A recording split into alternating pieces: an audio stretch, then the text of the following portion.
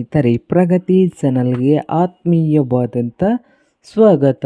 ಇಂದಿನ ತುಂಗಭದ್ರಾ ಜಲಾಶಯದ ನೀರಿನ ಮಟ್ಟವು ಎಷ್ಟು ಇದೆ, ಹಾಗೆ ಒಳಹರಿವು ಹೊರಹರಿವಿನ ಬಗ್ಗೆ ಸಂಪೂರ್ಣ ಮಾಹಿತಿಯನ್ನು ಇದೊಂದು ವಿಡಿಯೋದಲ್ಲಿ ನೋಡ್ಕೊಂಡು ಬರೋಣ. ಹೊಸದಾಗಿ ಯಾರು ಚಾನಲ್ ನೋಡ್ತಾ ಇದ್ದರೆ ತಪ್ಪದೆ ಸಬ್ಸ್ಕ್ರೈಬ್ ಆಗಿ.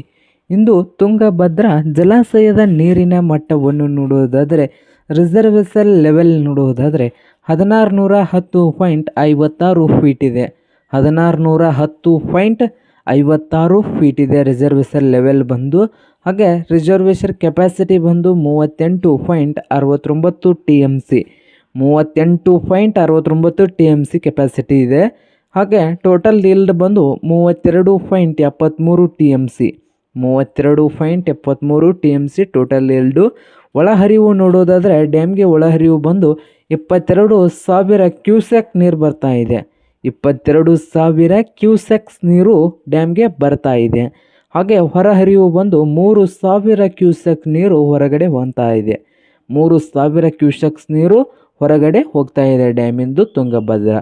ಕಳೆದ ವರ್ಷದ ಲೆವೆಲ್ ನೋಡೋದಾದರೆ 1625.13 ಫೀಟ್ ಇತ್ತು. ಹಾಗೆ ಒಳಹರಿವು ನೋಡೋದಾದರೆ ಕಳೆದ ವರ್ಷದ್ದು 46,880 ಕ್ಯೂಸೆಕ್ಸ್ ನೀರು ಬರ್ತಾ ಇತ್ತು ಡ್ಯಾಮ್ಗೆ. ಹಾಗೆ ಹೊರಹರಿವು ನೋಡೋದಾದರೆ ಕಳೆದ ವರ್ಷದ್ದು 35,300 ಕ್ಯೂಸೆಕ್ ನೀರು. 35,300 ಕ್ಯೂಸೆಕ್ ನೀರು ಹೊರಗಡೆ ಹೋಗ್ತಾ ಇತ್ತು.